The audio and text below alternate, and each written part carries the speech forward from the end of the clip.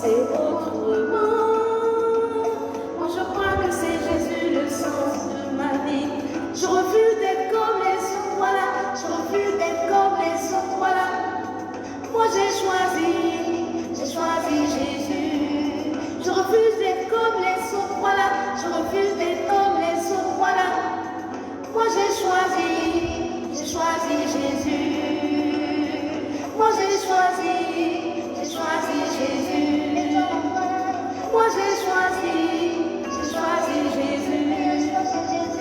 Moi j'ai choisi Jésus. Moi j'ai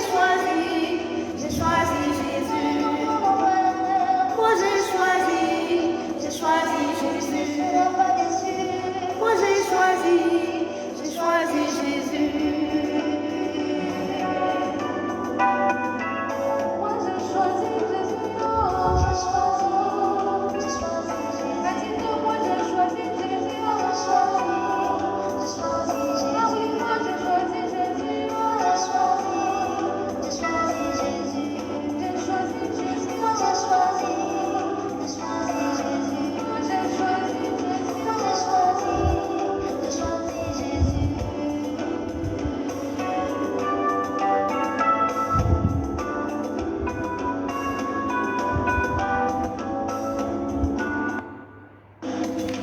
Gloire et honneur à Jésus, gloire et honneur à notre Dieu. À lui la gloire, à lui l'honneur, à lui la louange, à l'Éternel notre roi. Nous lui rendons gloire et honneur, nous bénissons son Saint-Nom, nous bénissons le nom de l'Éternel, nous célébrons son nom, à lui la gloire. Éternel notre Père et notre Dieu, c'est une grâce pour nous de vivre en ce jour. Tu nous as fait la grâce, tu as renouvelé le souffle de vie. Tu as été avec les uns et les autres, ils ont vaqué à leurs occupations, ils sont en train de passer la journée tranquillement. Nous bénissons ton Saint-Nom. Même pour ceux qui sont en train de traverser une épreuve, merci pour ta présence à leur côté. Merci pour ta main, merci pour ta grâce, merci pour tes bienfaits. Sois glorifié. Merci, nous te louons pour tes bienfaits dans nos vies. À toi soit la gloire et l'honneur, à toi soit la louange d'éternité en éternité. À toi seule la gloire dans le nom de Jésus. Amen. Famille royale, Dieu nous bénisse. Je vous salue dans le précieux, glorieux nom de notre Seigneur Jésus. Nous ne sommes pas habitués à nous retrouver à cette heure. Nous bénissons le nom du Seigneur qui nous permet de nous retrouver à cette heure. Je suis au-delà Pélagie Adou, j'aime le Seigneur Jésus et je suis heureuse de partager ce moment avec vous. Bien-aimé du Seigneur, Agou Brolo, Dieu te bénisse. Bisous, bisous Agou Brolo. Abigail Sieso, Dieu te bénisse. Marie Adou, Dieu te bénisse. Genèse Lima, Dieu te bénisse. Dieu bénit tous les bien-aimés connectés. Gros bisous à chacune de vous. Que la grâce du Seigneur soit avec vous. Soyez bénis. Grâce Wana, Dieu te bénisse. Arthur Boali, Dieu te bénisse. Chantronésime, bisous, bisous. À Jésus, donc la gloire. Bien-aimé, Beau Edwige Yuangbe, Dieu te bénisse. Bisous, bisous. Que la grâce du Seigneur soit avec toi, avec vous. Bien-aimé du Seigneur, nous allons aller dans les Saintes Écritures. Nous allons lire Luc, l'évangile de Luc au chapitre 16. Luc, le chapitre 16, les versets 19 à 21. Il y avait un homme riche qui était vêtu de pourpre et de fin lin et qui chaque jour menait joyeuse et brillante vie. Un pauvre nommé Lazare était couché à sa porte couvert d'ulcères et désireux de se rassasier des miettes qui tombaient de la table du riche. Et même les chiens venaient encore lécher ses ulcères. Le pauvre mourut et il fut porté par les anges dans le sein d'Abraham. Le riche mourut aussi et il fut enseveli. Il y avait un homme riche. Que quelqu'un dise, il y avait un homme riche. Marie Adou, Beau Edwige Yuangbe, Abigail Sieso, Agougrolo, Genèse Lima, tous ceux qui sont connectés grâce au Wana, que quelqu'un dise qu'il y avait un homme riche. Cet homme riche était vêtu de pourpre et de fin lin. Cela nous parle des habits de luxe, de la vie de luxe. Et cet homme-là menait chaque jour joyeuse et brillante vie. Vie bling bling, beaucoup de bruit. Un pauvre nommé Lazare était couché à sa porte, il était couvert d'ulcères. Et il était désireux de se rassasier des miettes qui tombaient de la table du riche. Et même les chiens venaient encore lécher ses ulcères. Que quelqu'un dise, les chiens venaient lécher ses ulcères. Et ce pauvre est mort. Ce pauvre est mort. Bien-aimés du Seigneur, il y a un mal. Nous avons le mal du pauvre Lazare. Nous avons le mal du pauvre Lazare. Nous avons le mal du pauvre Lazare. Lazare, ce pauvre Lazare, c'est toi et c'est moi. Le pauvre Lazare, c'est un homme, c'est une femme. Le pauvre Lazare, c'est un étudiant, c'est un travailleur, c'est un ingénieur, c'est un pharmacien, c'est un étudiant, c'est un planteur. Le pauvre Lazare, c'est toi, c'est moi, c'est un homme, c'est une femme, c'est chacun de nous. Et nous avons le mal, la maladie du pauvre Lazare. Nous avons la maladie du pauvre Lazare. Le pauvre Lazare a passé sa vie à regarder le riche. Les yeux du pauvre Lazare étaient la caméra qui filmait chaque jour le riche. Il prenait tout son temps à regarder le riche. Il n'a pas accès à la maison du riche. Il n'habitait pas avec le riche. Il n'était pas sous le même toit que le riche. Mais de loin, à la porte de ce riche, il prenait le temps de l'observer, de le regarder, de le suivre. Il est à sa porte et il regarde le riche par la fenêtre. Il est à la porte, il regarde à travers peut-être des trous de la porte où il pouvait mettre de temps en temps la tête à la fenêtre et regarder le riche dans sa maison. Il admirait cette joyeuse et brillante vie. De loin ou de près, il regardait le riche. Et il était ébloui par cette joyeuse et brillante vie. Joyeuse vie. Cette vie avec beaucoup de bruit. Et il regardait, ce pauvre Lazare regardait devant les vitrines du riche. Il regardait devant les écrans. Il regardait à travers les écrans les vêtements du riche. Et le pauvre Lazare pouvait nous décrire quel genre de vêtements ce riche-là portait. Il était vêtu de pourpre et de fin lin. Et le pauvre Lazare admirait ses vêtements. Il regardait avec admiration les vêtements du riche. Fin lin pourpre. Il pouvait décrire les chaussures du riche et s'exclamer « Waouh, quelles chaussures, quelle marque !»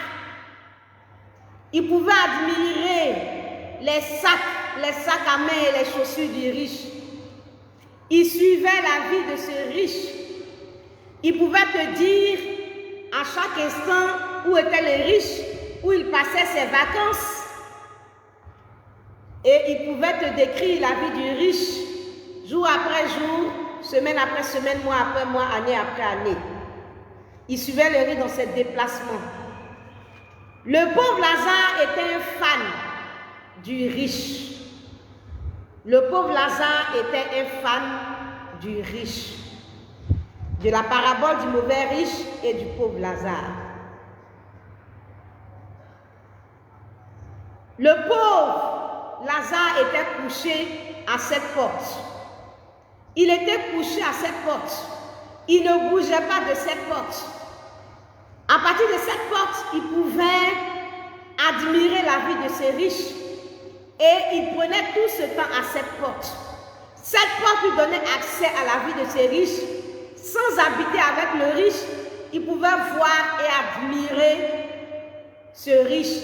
Comme aujourd'hui, Internet nous donne accès à la vie à la maison, au quotidien de certains hommes, sans que nous ayons besoin de nous déplacer pour aller chez ces personnes. Et cette porte-là était comme Internet. Cette porte-là était ce lieu-là à partir duquel ce pauvre Lazare pouvait accéder à la vie de ce riche et voir la vie de ce riche. Ce pauvre était couché. Nuit et jour, il ne bougeait pas. À chaque instant, il était connecté, scotché à la vie de ce riche et il pouvait admirer la vie de ce riche. Couché donc à cette porte, il était désireux. Il était rempli de désirs. Il avait des désirs. Et ces désirs se portaient vers le riche, vers la vie de ce riche. Il était désireux de se rassasier des miettes qui tombaient de la table de ce riche. Ses désirs n'étaient pas tournés vers lui-même. Ses désirs n'étaient pas tournés vers Dieu. Comme la Bible pouvait le dire. Fais de l'Éternel tes délices et il te donnera ce que ton cœur désire. Dieu n'était pas les délices de ce pauvre Lazare. Mais c'était le riche qui était les délices de ce pauvre Lazare. Bien-aimé du Seigneur, aimé roi, aimé reine, famille royale. Les désirs de ce pauvre étaient portés vers ce riche, pas vers un but. Il n'avait pas de désir porté vers un but, vers un objectif, vers une personne. Mais en tout cas, ses désirs étaient portés sur le riche, sur la personne du riche. En tout cas, ses désirs étaient portés sur une personne, sur la personne de ce riche, sur la vie de ce riche, sur les biens de ce riche, sur le niveau de vie de ce riche, sur tout ce que le riche fait, sur la vie de ce riche. Et ce riche de la parabole du mauvais riche et du pauvre Lazare, il était hyper riche. Il était hyper riche. Il menait joyeuse et brillante vie. Joyeuse et brillante vie. Et dans cette joyeuse et brillante vie, il y a beaucoup de choses là-dedans. Et chaque jour, le pauvre Lazare était accroché à cette porte et il pouvait admirer. Et il était désireux de se rassasier des miettes qui tombaient de ses riches. Et il se disait, si un jour moi je pouvais avoir son habit, si un jour je pouvais avoir son vêtement, si un jour je pouvais avoir moi aussi me vêtir de pourpre et de félin, et si un jour je pouvais aussi voyager comme lui, aller dans ces pays-là comme lui, si un jour je pouvais habiter dans ces pays-là aussi comme lui, si un jour là je pouvais aussi aller en vacances dans ces endroits-là comme lui, et si un jour je pouvais avoir cette vie de ce riche. Bien-aimé du Seigneur, il était désireux, rempli de désirs. Et je peux dire, il convoitait la vie de ce riche. Bien-aimé du Seigneur, il était désireux de se rassasier des miettes qui tombaient de la table de ce riche. Bien-aimé, ce pauvre Lazare ne voulait pas, ne cherchait pas à avoir toute la richesse de ce riche, mais il se dit s'il pouvait avoir seulement un peu même de cette richesse. Il savait qu'il était hyper riche et il ne cherchait pas à avoir toute la richesse de ce riche, mais il cherchait à avoir ne serait-ce qu'un soupçon de cette richesse, des miettes de cette richesse, et il serait vraiment rassasié, il serait vraiment satisfait.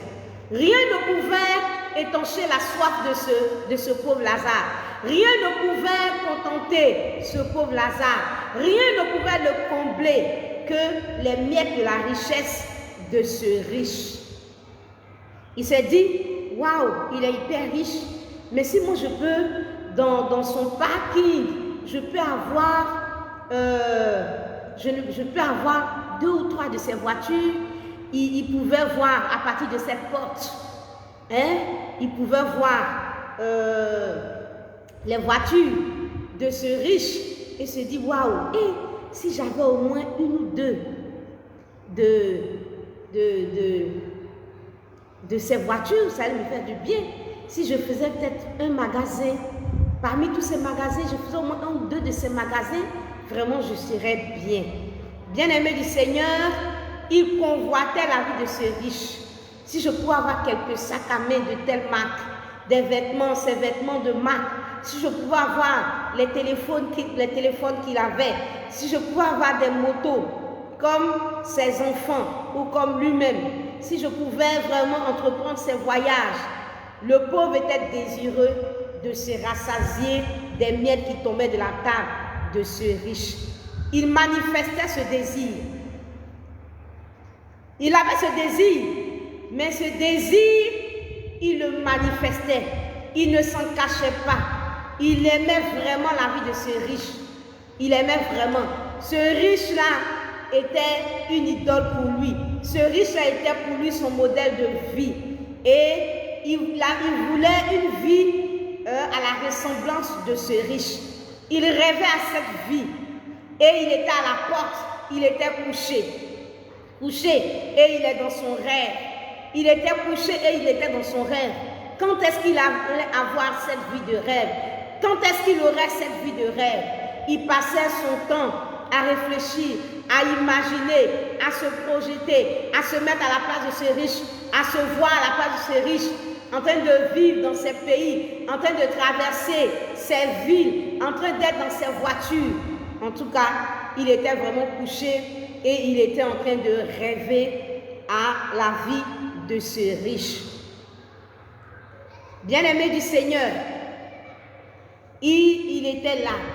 Et je peux m'imaginer et me dire, dans cette maison glorieuse où était le riche, je peux donc me dire que le riche, avec sa caméra de surveillance, pouvait voir ce pauvre à la porte.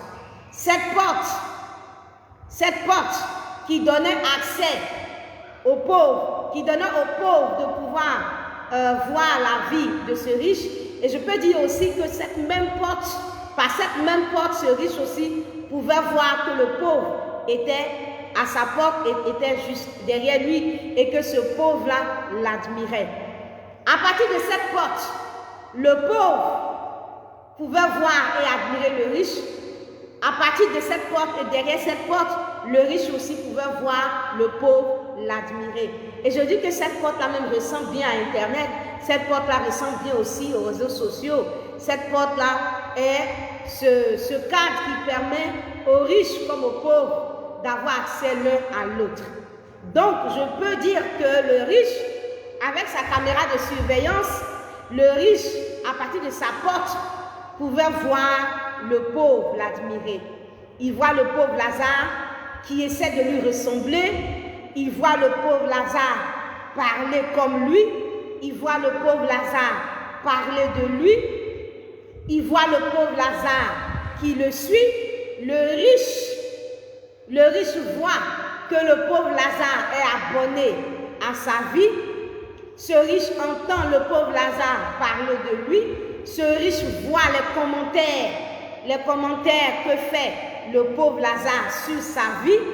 Le riche entend le pauvre Lazare parler, etc., etc. Le pauvre Lazare, quand il voit le riche passer, quand il voit le riche voyager, quand il voit les photos du riche, quand il voit les vidéos du riche, quand il voit le riche en train de se filmer dans sa maison, bien-aimé du Seigneur, il est dans l'admiration. Et le riche pouvait le voir en train de l'admirer. Et chaque jour, le riche pouvait se mettre en spectacle et montrer toute sa richesse aux pauvres pour que le pauvre puisse bien déguster sa richesse, contempler sa gloire et voir combien de fois il est riche et combien de fois il mène joyeuse et brillante vie. Bien-aimé, je peux dire à quelqu'un qui est aujourd'hui, qui représente le pauvre Lazare, comme je dis, le pauvre Lazare, c'est toi et c'est moi. Je vais dire à quelqu'un que ce riche te voit. Il voit ce que tu écris sur lui à partir de cette porte. Il réalise combien de fois tu l'aimes. Il réalise combien de fois tu likes sa joyeuse et brillante vie. Il a une idée de ta personnalité à partir de tous les commentaires que tu fais, à partir de tous tes likes. Il voit ce que tu aimes. Il sait ce que tu aimes sur sa vie. Il voit combien de fois tu le désires. Il sait qu'il est ton modèle. Il sait qu'il est ton idole. Là, à cette porte où tu es couché. Bien-aimé du Seigneur, je veux donc dire à quelqu'un à quelle porte tu es couché? À quelle porte es-tu couché? À quelle porte es-tu couché? Et je veux dire à quelqu'un d'abord, cette richesse que tu admires, ce riche que tu admires tant. Ce riche que tu admires tant. Sais-tu comment il a eu sa richesse? Sais-tu comment il a eu sa richesse? Dès lors, Dieu te bénisse. Sais-tu comment il a eu sa richesse? Est-ce qu'il a eu un héritage? Est-ce que peut-être ses parents sont riches? Alors il a hérité de ses parents? Est-ce parce qu'il a travaillé dur? Est-ce parce qu'il est dans des activités illégales? Etc., etc. La Bible ne me précise pas et je suis libre de penser ce que... Je suis libre de me faire une idée. Je suis libre de me faire une idée. Mais je veux dire à quelqu'un, je ne sais pas, en tout cas, qui il est, comment il a fait pour s'enrichir. Ce que je sais, c'est que le pauvre, le convoite sa vie, convoite son niveau de vie, et le pauvre voudrait avoir sa vie, vivre sa vie. Bien-aimé du Seigneur,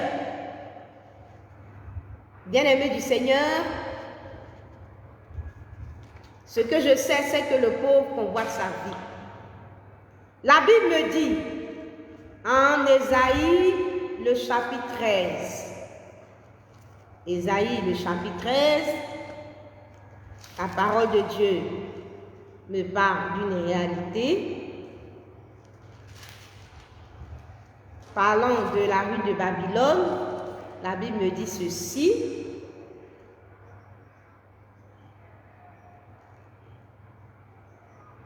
Et Babylone, l'ornement des royaumes, la fière Paris des Chaldéens, sera comme Sodome et Gomorrhe que Dieu détruisit. Je prends le verset 22. Les chacals hurleront dans ses palais et les chiens sauvages dans ses maisons de plaisance. Son temps est près d'arriver et ses jours ne se prolongeront pas. Bien-aimés du Seigneur, je veux retenir une chose. Les chacals hurleront dans ses palais, et les chiens sauvages dans ces maisons de plaisance. Ici, je vois la présence de certains animaux qui sont signalés dans ces palais, dans ces maisons, dans ces palais. Il y a la présence de certains animaux qui sont soulignés. Donc, parlant de Babylone, la Bible parle de chacals qui hurleront dans ces palais, des chiens sauvages dans ces maisons de plaisance. Donc, dans ces maisons, il y a des animaux. Il y a des animaux, des chiens, des chacals, etc., etc. Il y a des animaux. Dans des palais, dans des maisons de plaisance, il y a des chiens.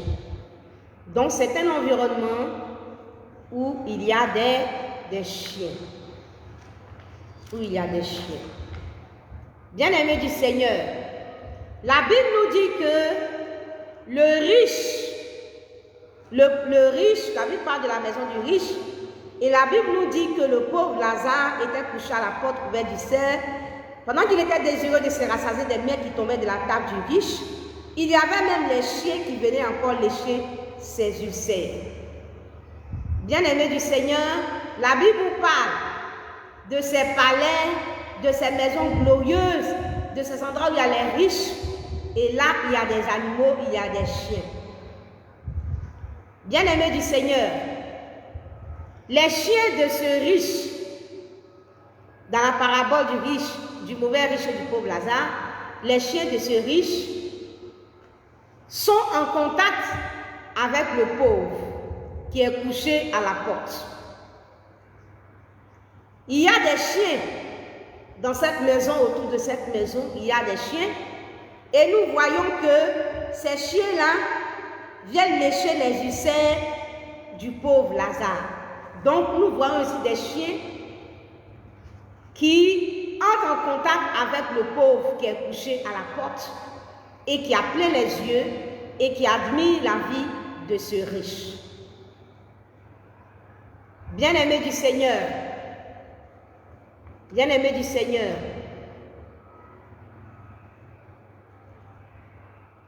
je veux dire à quelqu'un que selon que la Bible dit, autour de la richesse dans ce monde, ou autour d'une certaine richesse dans ce monde, dans l'environnement de la richesse et de certains riches, bien-aimés du Seigneur, il y a des chiens. Il y a des animaux, il y a des chiens. Je veux que quelqu'un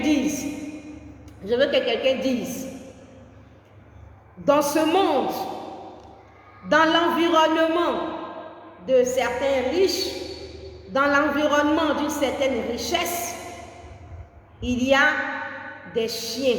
La présence des animaux, des chiens sont signalés. Je veux donc dire, autour de la richesse de ce monde, dans l'environnement de la richesse matérielle, dans la recherche de la gloire, il y a des chiens. Quand tu es désireux de te rassasier des miettes qui tombent de la table du riche, quand tu admires le riche, quand tu convoites la richesse, quand tu es braqué sur la richesse, les riches de ce monde, bien-aimé du Seigneur, tu risques de te retrouver en contact avec des chiens. Il y a des chiens dans la maison du riche. Il y a des chiens dans l'environnement des riches. Et bien-aimé du Seigneur, quand tu es à la porte des riches et que tu convoites la richesse et que tu convoites la vie des riches, tu risques de te retrouver en contact avec des chiens. Les chiens, il y a des chiens pour de vrai, mais je n'ai pas encore touché l'aspect des chiens pour de vrai. Dans la parole de Dieu, en Matthieu 7, le verset 6, la Bible nous dit on ne donne pas les choses saintes aux chiens. Les chiens sont donc symbolisés par des personnes impures. Donc, je vais toucher l'aspect des chiens pour de vrai, mais je vais commencer par le symbole. Par le symbole, et dans la parole de Dieu, les chiens symbolisent des personnes impures. Les hommes impurs, des personnes impures. Il y a beaucoup de passages de la parole de Dieu qui qui symbolisent les chiens comme des insensés, par exemple, Proverbe 26, le verset 11. Des insensés, des fous, etc., des fous de ce monde, etc., etc. Donc, il y a beaucoup de versets. Bien-aimés, donc je disais que dans l'environnement des riches de ce monde, il y a beaucoup de chiens. Dans un premier temps, ces chiens symbolisent des personnes impures. Donc, il y a beaucoup de personnes impures dans l'environnement de certaines richesses, de certains riches. Et quand tu es une personne qui convoite la richesse de ce monde, la richesse matérielle de ce monde, quand tu es une personne qui convoite la richesse de ce monde, alors tu attires les chiens vers toi. Tu attires les chiens vers toi. Quand tu es à la porte de cette richesse, quand tu es à la porte de ces riches, quand tu manifestes ta volonté, quand tu désires te rassasier des miettes de ces riches-là, tu attires les chiens de ces riches vers toi. Tu attires certaines personnes impures dans l'environnement de cette richesse. Tu attires ces personnes, tu attires ces chiens, tu attires ces personnes impures qui sont riches, qui sont dans l'environnement de la richesse, qui baignent dans une certaine richesse. Bien-aimés du Seigneur, il y a dans l'environnement des riches de ce monde beaucoup de chiens, beaucoup de personnes impures. Bien-aimés du Seigneur. Et il y a beaucoup de chiens, beaucoup de personnes impures qui sont dans un environnement de richesse dans ce monde. Et bien-aimés du Seigneur, toi qui aimes ces riches, qui les commentes, qui les désires, qui convoitent cette richesse, tu attires ces chiens de riches ou ces chiens riches vers toi. Donc les chiens reconnaissent le pauvre Lazare, reconnaissent ceux qui sont couchés et qui regardent et qui sont attirés par la vie de ce riche. Alors ces chiens-là vont venir vers toi. Ils vont venir te lécher. La Bible nous dit que le pauvre qui était à la porte de ces riches, qui était couvert du cerf, et même les chiens venaient lécher ses ulcères. Ces chiens riches, ces chiens qui sont dans la cour des riches, ces chiens qui sont ces hommes impurs, qui sont dans la cour des riches, dans la cour des grands, qui sont dans l'environnement des grands, ces personnes impures, alors viennent vers toi. Viennent vers toi parce que tu convoites leur richesse. Ils voient en toi une personne qui a envie d'être riche aussi, comme elle. Ils voient une personne qui aime bien la richesse, une personne qui désire aussi cette richesse. Tu les attires donc vers toi et eux aussi, ils viennent vers toi pour te lécher. Dis, écris le léchement des chiens. Les chiens vont venir pour te lécher. Ah, le léchement des chiens. Les personnes impures vont venir vers toi pour te lécher. Ils vont venir comme lécher tes ulcères. Ils vont venir comme te soulager. Ils vont venir comme pour te faire du bien. Ils vont venir comme pour te changer ta vie. Ils vont venir, ces chiens, ces hommes impurs, riches dans l'environnement de la richesse, vont venir comme pour te faire du bien. Ils vont venir lécher tes plaies, comme pour te soulager, comme pour t'apporter un peu de repos, comme pour te faire du bien. Et ces personnes impures vont te faire des propositions. Ils vont te faire des propositions. Les impurs vont venir comme pour te faire des propositions. Ils vont venir comme pour te faire des propositions. À cette porte où vous êtes couchés, les chiens vous voient, les chiens vous remarquent, les personnes impures dans l'environnement de la richesse vous remarquent. Ils voient vos réactions. Ils voient quand ils postent leurs photos, quand ils postent leurs photos, quand ils font leurs vidéos, ils voient combien de fois vous aimez leurs vêtements, vous likez leur voiture. Ils voient votre sourire, ils voient vos signes d'attention, ils voient votre enthousiasme, ils voient tout le plaisir que tu as, que vous avez de cette joyeuse et brillante vie. Ils voient que vous aimez cette vie qui brille. Ils voient que vous aimez cette vie flamboyante, cette vie bling bling. Ils voient que vous aimez cette vie de paillettes. Alors, ces personnes impures viennent vers vous pour vous faire des propositions. Ces chiens-là viennent lécher, pour lécher vos ulcères, comme pour vous apporter la paix, comme pour vous apporter la joie, comme pour vous faire du bien. Bien-aimés du Seigneur, les chiens vous approchent. Les chiens viennent comme pour lécher vos ulcères, comme pour vous soulager, comme pour réaliser vos rêves, comme pour vous sortir de vos douleurs. Et ils vont venir vers vous. À la porte de ce riche, les chiens entrent en contact avec le pauvre Lazare. Ce sont des chiens du riche, ce sont des chiens riches. Et bien-aimé du Seigneur, à partir de ce moment-là, tu as accès à ces riches, tu as accès à ces chiens. Le pauvre Lazare est à la porte de ce riche. Et j'ai dit que cette porte-là était le lieu à partir duquel il pouvait voir la vie de ce riche et le riche pouvait aussi le voir à sa porte. Et je veux dire que cette porte ressemble beaucoup à Internet, aux réseaux sociaux. Bien-aimés du Seigneur, et donc j'ai dit que à partir de ce moment-là, le riche pouvait voir ce pauvre qui était désireux, qui convoitait cette richesse, qui commentait cette richesse, qui aime tellement cette richesse, qui manifestait le désir d'avoir cette richesse.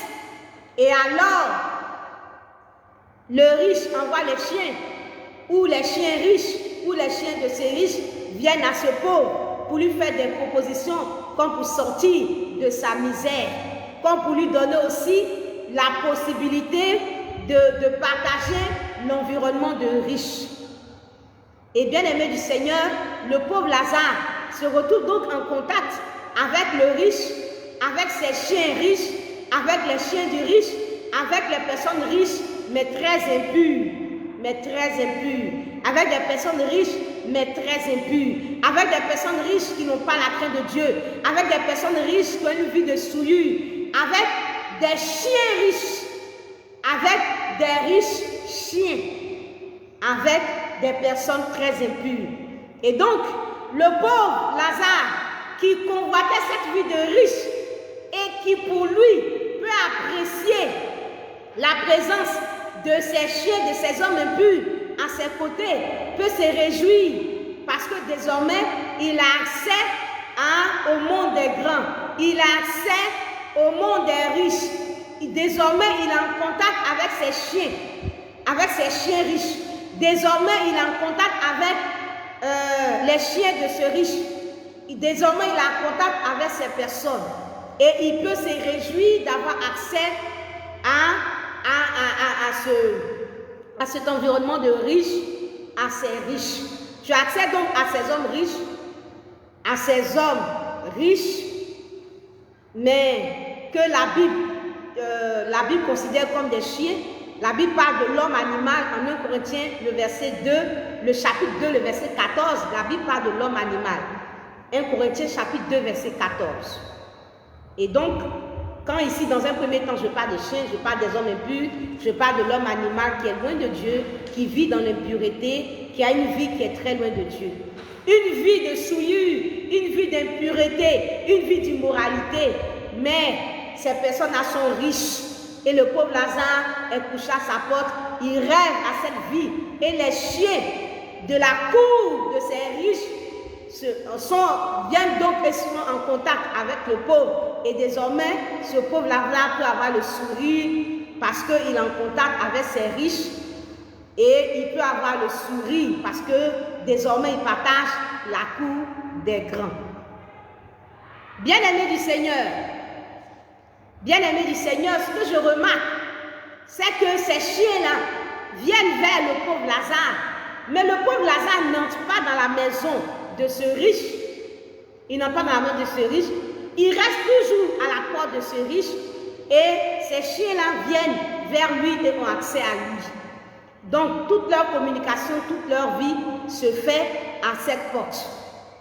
Il ne t'ouvre pas la porte. Il n'ouvre pas la porte de sa maison. Tu restes dans cette porte. Tu n'as pas accès à sa maison, mais il est en contact avec toi, toujours à la porte. Une vie de loin, pas de près, toujours à la porte. Et à cette porte-là, tu es en contact avec ces chiens, tu es en contact avec ces hommes impurs. Et bien aimé du Seigneur, dans ce contact avec ces hommes impurs, ils te lèchent tes ulcères, ils te soulagent, ils te font du bien, ils t'apportent quelque chose qui va te donner de te réjouir. Ils essaient de calmer tout ce qui est souffrance en toi. Si tu avais quelques souffrances, comme nous en avons nous tous, si tu avais des espérances, des espoirs, alors ces riches, ces chiens vont essayer de te soulager, de t'apporter des choses, à t'apporter en tout cas ce qui pourra peut-être te soulager, te faire du bien. Tu as rêvé à des voitures, tu peux avoir des voitures. Tu as rêvé à des maisons, tu peux avoir des maisons. Tu as rêvé à certaines choses, à du matériel, et tu pourras avoir ce matériel. Mais tout cela se fait à la porte. Bien-aimé, toujours couché à cette porte. Le riche, ce riche avec ses chiens, ne demande pas la voie pour avoir sa richesse. Il ne te montre pas comment faire pour avoir la richesse comme lui il a pu avoir cette richesse. Non, non. Parce que ce n'est même pas cela ton désir.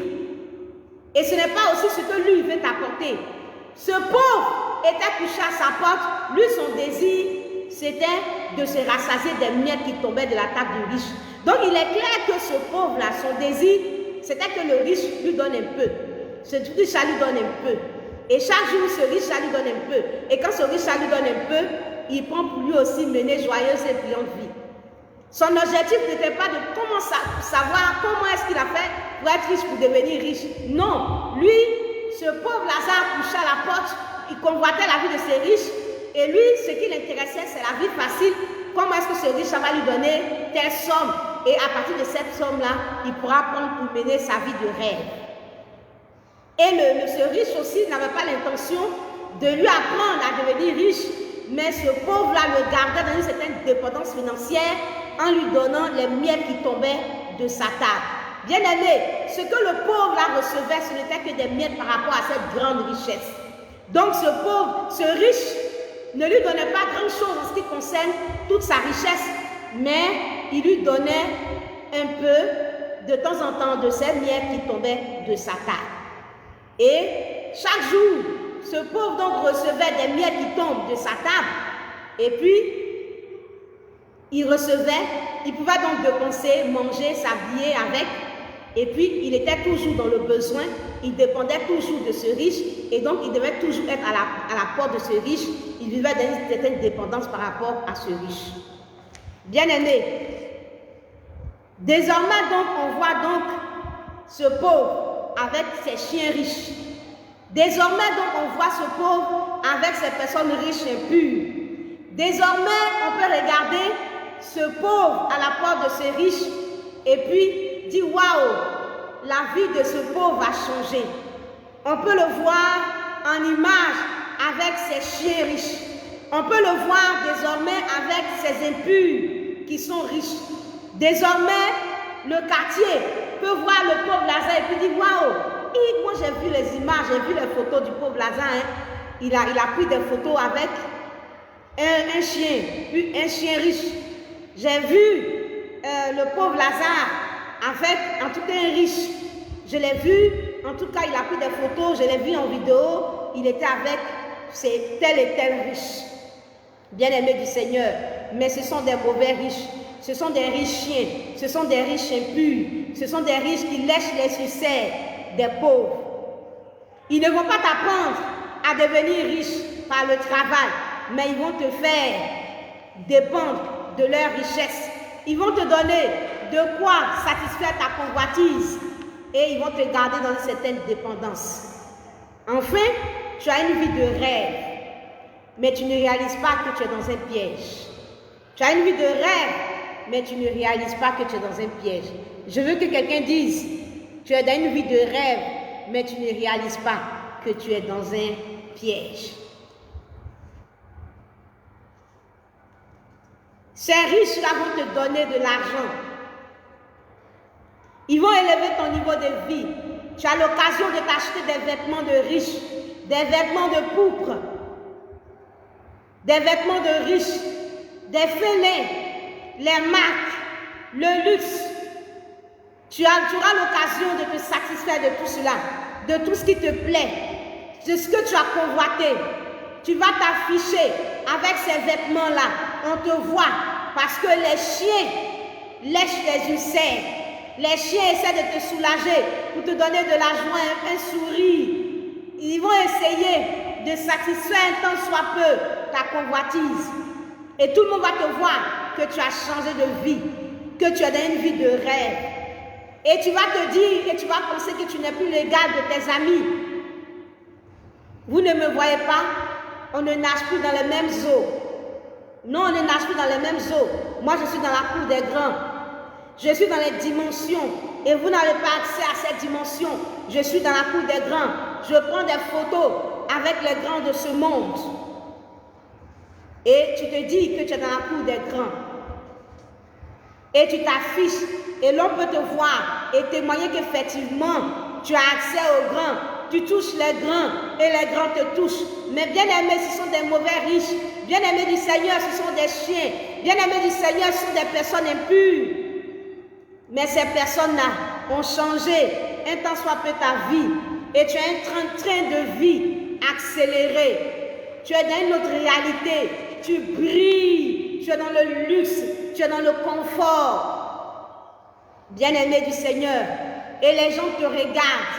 Et les gens t'envient. Et tu deviens aussi une vitrine. Tu as de la gloire. Tu as un peu de gloire. Tu as un peu de gloire. Tu es dans un quartier, tout le monde te regarde parce que tu as un niveau de vie. Tu as un niveau de vie et tu as des fans. Les gens sont abonnés à toi. De la même façon, toi aussi, tu as des personnes que tu convoites de cette même façon. Tu as aussi des fans. Tu deviens aussi une idole. Les gens aussi t'envient. Les gens ont aussi envie d'être comme toi. Les gens aussi t'envient. Bien-aimé du Seigneur. Bien-aimé du Seigneur. Tu es aussi dans cette vie de rêve. Les gens cherchent aussi ton amitié. Les gens cherchent à te ressembler. Tu es leur idole. ils t'aiment, ils te like, ils aiment tes habits, ils aiment tes voitures et ils rêvent aussi à ta vie. Bien-aimé du Seigneur,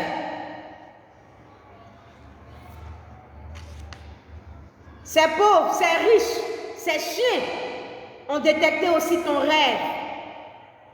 Et comme c'est ce que tu veux, ils te proposent cette vie de rêve. Sauf qu'il ne va pas te dire qu'il y a un piège là-dedans. Bien-aimé du Seigneur, la Bible nous parle de la vie d'une personne. Dans le livre des Juges. Juges, je pense au chapitre 3. Juges, le chapitre 3. La Bible nous parle de la vie d'un homme.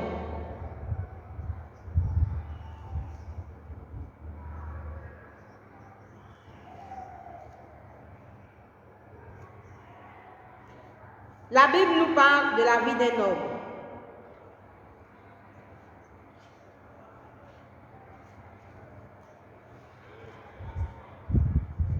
Je lis la parole du Seigneur en Juges, le chapitre 3.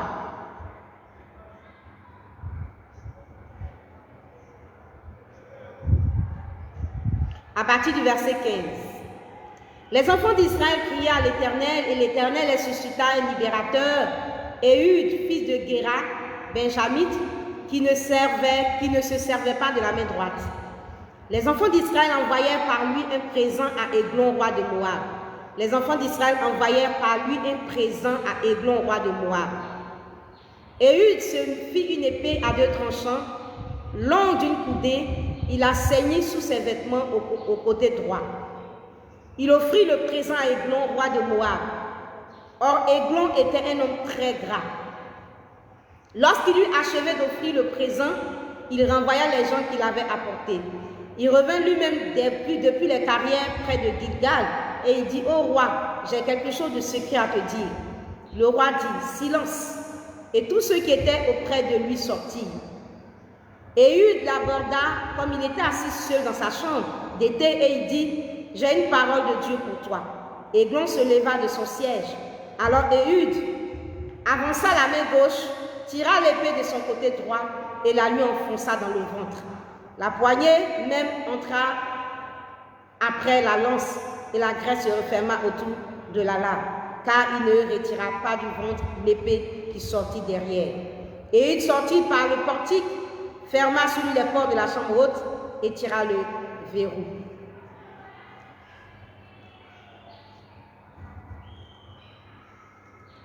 Bien-aimés du Seigneur, nous voyons ici dans la parole du Seigneur que il y a un ennemi qui cherchait à en découdre. Nous voyons ici que Éhud, le benjamite, cherchait à en découdre avec Églon, roi de Moab. Et qu'est-ce qui s'est passé? Qu'est-ce qu'il a utilisé? Il a utilisé un présent. Il a utilisé un cadeau. Il a utilisé un présent, il a utilisé un cadeau. Et ils ont envoyé le cadeau à Églon, roi de Moab. Mais ils ont fait le présent à Églon. Mais avant de faire ce présent, la Bible nous dit que Éhud a fait une épée à 2 tranchants qu'il a caché sous ses vêtements au côté droit. Et qu'est-ce qu'il fait? Il a offert le présent à Églon, roi de Moab. Il est venu donner le cadeau à Églon, roi de Moab, et il a pris ce cadeau. Il a fait un cadeau, il a fait un présent, il a fait un don.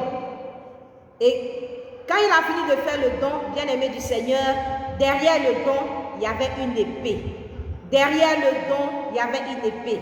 Lorsqu'il a fini d'achever d'offrir le présent, alors il a renvoyé les gens et il a dit maintenant, je veux te parler. Bien-aimé du Seigneur, il est venu offrir un présent, donner un cadeau, faire don de certains biens, de certaines richesses. Et quand il a fini de faire le don, et que le don a été pris par Églon, bien-aimé du Seigneur, derrière donc ce don, maintenant il est venu dire à Éhud, à Églon qui veut lui parler. Et Églon a ouvert sa porte, il a ouvert sa vie. Et quand il a ouvert sa vie, il lui a foutu une épée. Il lui a foutu une épée. Alors, Éhud l'aborda comme il était assis seul dans sa chambre. Quand il a eu maintenant accès à son intimité, il dit, j'ai une parole pour toi. Et Églon s'est levé. Et alors Éhud a avancé la main gauche, tira l'épée de son côté droit et la lui enfonça dans le ventre. Je veux donc dire à quelqu'un que derrière le don d'Éhud, à Églon, il y avait une épée. Derrière ces cadeaux, derrière cette richesse, derrière cet argent, derrière cette gloire, derrière cette célébrité, derrière cette gloire, il y a une épée. Il y a une épée pour t'enfoncer dans le ventre. Il y a une épée pour transpercer ton âme. Il y a une épée pour te détruire. Bien-aimés du Seigneur, souvenez-vous que le diable a dit à Jésus une chose. Souvenez-vous que le diable a dit quelque chose à Jésus. La Bible nous dit que le diable a transporté encore sur une montagne très élevée. Il a transporté Jésus sur une montagne très élevée. Lui montra tous les royaumes de ce monde de leur gloire. Et lui dit, je te donnerai toutes ces choses si tu te prosternes et m'adores. Je te donnerai toutes ces choses. Bien-aimé du Seigneur, le diable dans ce monde est prêt à donner beaucoup de choses. Il est prêt à donner la gloire. Il est prêt à donner la célébrité. Il est prêt à donner des voitures. Il est prêt à enrichir. Il est prêt à donner beaucoup de richesses matérielles. Le diable enrichit. Le diable enrichit. Et il y a une richesse dans un environnement souillé. Il y a une richesse entretenue par des chiens. Il y a des chiens qui détiennent des richesses. Et le diable est prêt à partager, à donner cette richesse, cette gloire, cet argent. Mais bien aimé du Seigneur, quand le diable vient comme Éhud, donner ses présents, faire ses présents, donner cette richesse, il ne dira pas que derrière cette richesse, il y a une épée. Bien aimé du Seigneur, quand le diable est venu proposer à Jésus, je te donnerai toutes ces choses. Bien aimé du Seigneur, la première phrase qu'il prononce, je te donnerai toutes ces richesses. Mais bien aimé, il faut donc attendre le reste. Cette phrase continue en disant, je te donnerai toutes ces choses, si, à condition que tu te prosternes et m'adores. Bien-aimé du Seigneur, le diable va venir te faire des présents, te donner des cadeaux, te mettre dans un environnement de richesse, toi qui convoites les richesses. Mais ce qu'il ne te dira pas dès le départ, c'est que tu devras te prosterner, l'adorer. Tu devras prosterner ton âme devant lui. Tu devras prosterner ton âme devant lui. Et Jésus a dit, tu adoreras le Seigneur ton Dieu et tu le serviras lui seul. Bien-aimé, le diable est un tueur masqué. Il fait des cadeaux, il donne des présents. Sais-tu que le diable donne des cadeaux? Sais-tu qu'il fait des cadeaux, qu'il fait des présents? Oui, il le fait. Oui, il donne. Oui, il le fait, il donne. On n'a pas besoin de Dieu même pour être riche aujourd'hui. Il est plus facile même d'être riche en dehors de Dieu aujourd'hui. Parce qu'on entend même partout, avec Dieu ça dure, ou avec Dieu ça dure. Il est plus facile d'être riche aujourd'hui en dehors de Dieu. Oui, le diable ouvre les portes, mais ce qu'il ne te dira pas, c'est que quand il te donne sa richesse, il te donne les royaumes de ce monde, de leur gloire, ton âme va se prosterner devant lui. Ton âme va se prosterner devant lui. C'est un cadeau empoisonné. Comme Églon a reçu ce cadeau, comme Églon a reçu ce cadeau de la part de Éhud, mais derrière ce cadeau, il y avait une épée. Derrière ce cadeau, il y avait une épée. Bien-aimé du Seigneur, quand le diable te donne ses cadeaux,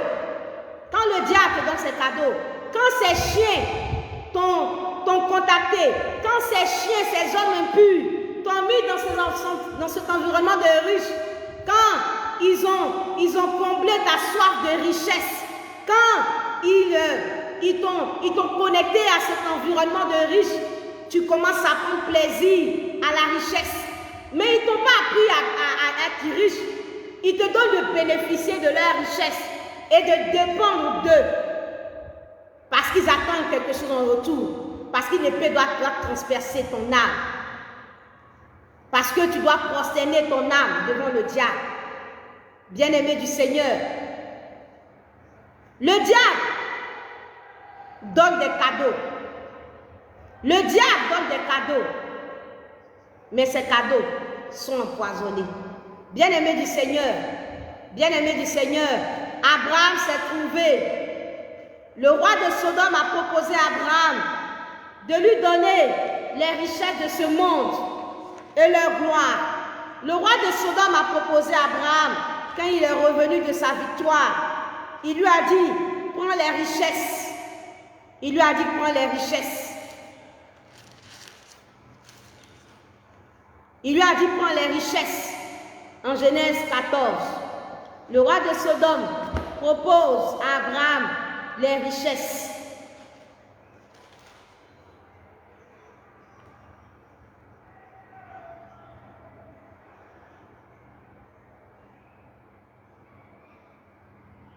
Le roi de Sodome dit à Abraham, donne-moi les personnes et prends pour toi les richesses. Abraham répondit au roi de Sodome, je lève la main vers l'Éternel, le Dieu très haut, maître du ciel et de la terre. Je ne prendrai rien de tout ce qui est à toi, pas même un fil, ni un cordon de soulier, afin que tu ne dises pas, j'enrichis Abraham. Rien pour moi. Bien-aimé du Seigneur, le temps est parti. Je vais continuer la vidéo demain. Mais je voudrais dire ceci. Le diable a proposé une richesse à Abraham. Et Abraham a dit, moi je ne prendrai rien de tout ce qui appartient au roi de Sodome. Genèse 14 à partir du verset 21. Bien-aimé du Seigneur, je veux demander à quelqu'un ici. Je veux te demander, regarde dans ta maison, regarde dans ta garde-robe, regarde dans tout ce que tu as, dans ton matériel. N'y a-t-il pas quelque chose qui appartient au diable? N'y a-t-il pas quelque chose que tu as reçu du diable? Tu peux regarder certaines personnes aujourd'hui et puis dire, ah, ceux-là, ils sont allés se compromettre avec des chiens de ce riche pour avoir telle et telle chose. Mais moi, je te pose la question de savoir, regarde dans ta garde-robe, n'y a-t-il pas quelque chose que tu as reçu du diable? Regarde dans tes voitures, regarde dans tes diplômes. Qu'est-ce que tu as fait pour obtenir ces choses? Ne t'es-tu pas compromis avec des chiens pour obtenir ces choses-là? Abraham a eu une proposition. Abraham a eu une proposition de s'enrichir du roi de Sodome. Mais il dit, moi, jamais. Je ne prendrai rien de tout ce qui est à toi. Pas même un fil, ni un cordon de soulier. Bien-aimé du Seigneur, aujourd'hui, je veux que toi-même, tu te regardes. Que toi-même, tu regardes à ce qui est à toi. Toi-même, tu regardes à ton compte bancaire. Qu'est-ce que tu as fait pour obtenir cet argent? Tu regardes dans ton compte bancaire. Est-ce que tu as obtenu ce que tu as par tes efforts? Ou est-ce que tu as composé avec des chiens? Ne sors-tu pas avec le mari d'une femme pour obtenir ce que tu as? N'as-tu pas volé le mari d'une femme pour jouir des richesses de cette femme? Comment est-ce que tu as obtenu cela? Est-ce que tu n'as pas composé avec des chiens, avec des personnes impures? Avant de regarder la paille qui est dans l'œil de l'autre, commence à regarder la poutre qui est dans ton œil. Bien-aimé, je veux te demander, les vêtements que tu as, comment tu as fait pour les obtenir? Les voitures que tu as, comment tu as fait? Le travail que tu as, comment tu as fait pour l'avoir? N'as-tu pas couché avec quelqu'un pour avoir ce travail? Bien-aimé du Seigneur, pense à toi-même, fais une introspection et demain, nous allons continuer ce message. Bien-aimé du Seigneur, aujourd'hui, nous devons vraiment prendre le temps de prier le Seigneur, mais le Saint-Esprit m'a mis à cœur de partager ce message et nous allons prier juste quelques minutes. Nous allons juste prier quelques minutes par rapport à ce message que nous allons continuer demain. Ce message, j'ai introduit le message et nous allons faire la conclusion demain. Je veux chanter un cantique que le Seigneur m'a inspiré lorsqu'il me donnait ce thème-là, le tueur masqué, où le Seigneur me parlait du diable qui est un tueur masqué, qui donne des cadeaux, et derrière ces cadeaux, il y a un piège, derrière ces cadeaux, il y a une épée. Et ce chant est inspiré de Genèse 14 à partir du verset 22, la réponse qu'Abraham a donnée lorsque le roi de Sodome lui a proposé les richesses. Et je vais chanter ce cantique et nous allons prier après ce chant. Je lève les mains vers l'Éternel, le Dieu très haut, mais du ciel et de la terre, je ne prendrai rien de tout ce qui est au diable, pas même un fil ni un cordon de soulier. Je lève les mains vers l'Éternel, le Dieu très haut, mais du ciel et de la terre, je ne prendrai rien de tout ce qui est au diable, pas même un fil ni un cordon de soulier, afin qu'ils ne disent pas, je t'ai enrichi, afin qu'ils ne tiennent pas mon âme dans la prison. Rien pour moi, rien pour moi, rien pour moi, gloire à Dieu. Je lève les mains vers l'Éternel, le Dieu très haut, mais du ciel et de la terre, je ne prendrai rien de tout ce qui est au diable, pas même un fil ni un cordon de soulier, afin qu'ils ne disent pas, je t'ai enrichi, afin qu'ils ne tiennent pas mon âme en prison. Rien pour moi, rien pour moi, rien pour moi, gloire à Dieu. Bien-aimés du Seigneur, nous allons prier et nous allons dire à Dieu, rien pour moi si concerne le diable. Nous allons dire au Seigneur de nous accorder la grâce et la force de refuser toutes les propositions du diable. Nous allons dire au Seigneur de nous donner la grâce et la force de ne pas convoiter la richesse de ce monde, de tout ce que le diable peut nous proposer comme les royaumes de ce monde de leur gloire, la célébrité, la richesse, tout le luxe que le diable peut nous proposer. Nous allons dire à Dieu, accorde-nous la grâce et la force de dire non comme Abraham a dit non. Bien-aimé, la richesse c'est doux. Bien-aimé, la richesse c'est doux. Bien-aimé, ça donne une vie agréable. Dieu n'est pas contre la richesse, mais nous refusons cette richesse qui vient du diable, qui va condamner notre âme dans la prison du diable. Prions le Seigneur et demandons au Seigneur de nous accorder la grâce, de ne pas convoiter la richesse de ce monde et de refuser toutes les propositions du diable. Oh, mon âme te bénit, Seigneur. Mon âme t'élève. Merci pour cette première partie de ce message où tu nous donnes déjà de réaliser que le diable donne des cadeaux, le diable donne des présents, que le diable cherche à enrichir. Éternel notre Père, notre Dieu, nous te rendons grâce pour cette première partie de ce message. Seigneur des Seigneurs Tout-Puissant, nous avons réalisé que, Seigneur, le pauvre à la porte a convoité cette richesse. Et comme il a convoité, les chiens sont venus le servir, Éternel Père, notre Dieu. Seigneur, je prie, Éternel Père, notre Dieu, d'enlever, Seigneur, de nos cœurs tout ce qui est convoitise de la richesse de ce monde. D'enlever, Seigneur, de nos cœurs tout ce qui est convoitise, Seigneur, des richesses, Seigneur, de ce monde. Seigneur, comme Abraham a eu la force, comme Abraham a eu la force de dire non, quand le roi de Sodome lui a proposé les richesses, Seigneur, que mon âme dise non, que mon esprit dise non, que mon cœur dise non. Que Seigneur, tout mon être entier dise non. Que Seigneur, toutes les propositions du diable, Seigneur, n'aient pas mon approbation, éternel notre Père, notre Dieu. Je prie, Seigneur, afin que je ne puisse pas me compromettre. Garde-moi, garde-moi, garde-moi, Seigneur. Garde-moi, Seigneur. Préserve mon âme, préserve mon âme.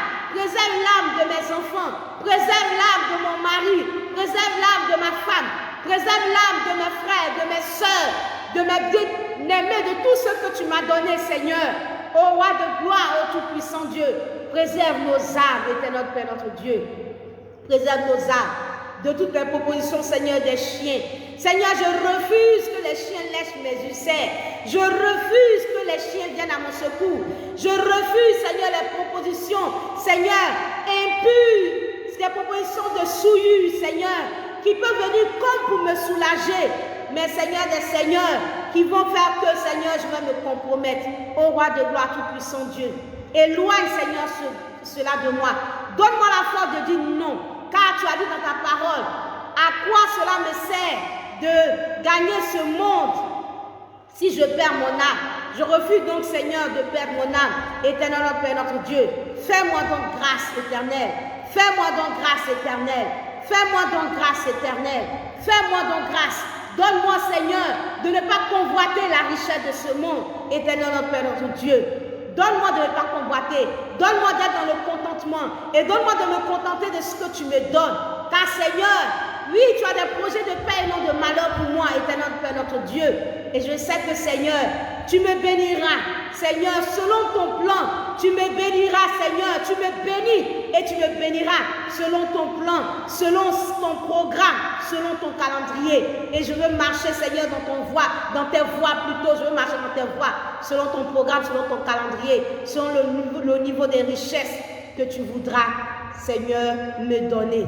Merci, Seigneur, de me donner cette force. Merci de me donner cette grâce de tenir et de ne pas, Seigneur, succomber à toutes les propositions de l'ennemi, à toutes les propositions, Seigneur, de lutte. Seigneur, derrière, Seigneur, lesquelles, Seigneur, c'est présent derrière lesquelles sont cachées, Seigneur, l'épée. Éternel Père, notre Dieu, donne-moi de ne pas succomber, Seigneur, à ces propositions. Merci de toucher ma vie. Merci de m'accorder la grâce et la force chaque jour devant ces propositions. Merci, éternel notre Père, notre Dieu, de nous accorder la grâce. Merci. Gloire et honneur te soient rendus. À toi seul la gloire et l'honneur.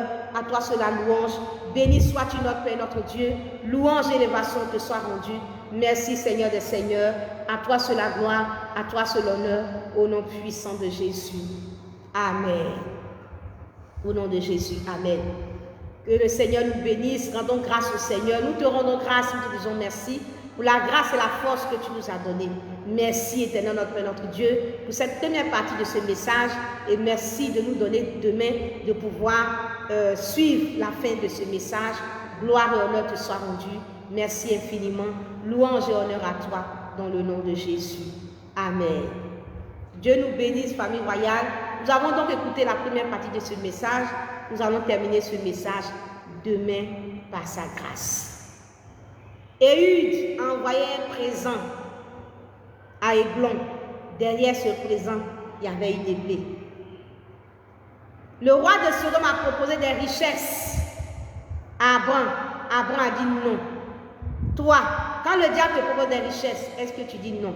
Pose-toi la question. Dans tout ce que tu as aujourd'hui, y a-t-il pas quelque chose que tu as reçu du diable? Bien-aimé du Seigneur, que chacun prenne le temps de réfléchir, entre en lui-même. Et si tu trouves qu'il y a quelque chose qui appartient au diable, débarrasse-toi.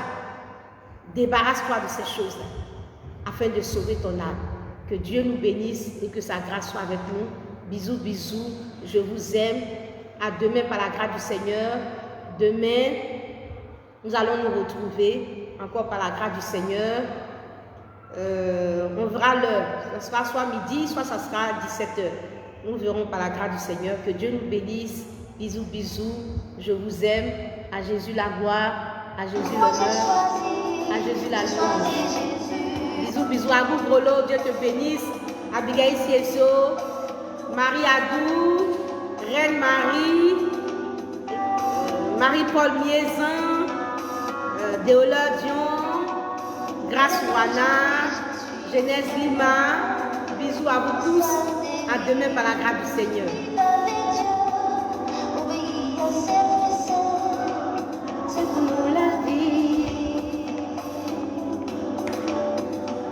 Rien ne nous oblige à suivre le monde dans sa dérive. Vivre avec Dieu, obéir à ses préceptes, c'est pour nous la vie.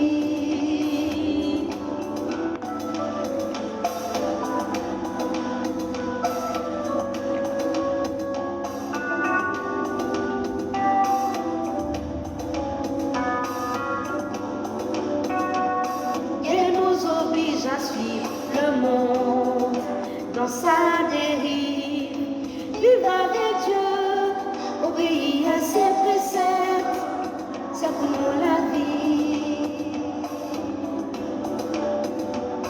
Rien ne nous oblige à suivre le monde dans sa dérive, vivre avec Dieu, obéir à ses préceptes, c'est pour nous la vie. Même si le monde ne partage pas cet avis, pour nous, c'est ça la vie. Même si le monde dit que tu es gawa, même si le monde dit que tu es gawa, pour nous sur Dieu, c'est ça la vie.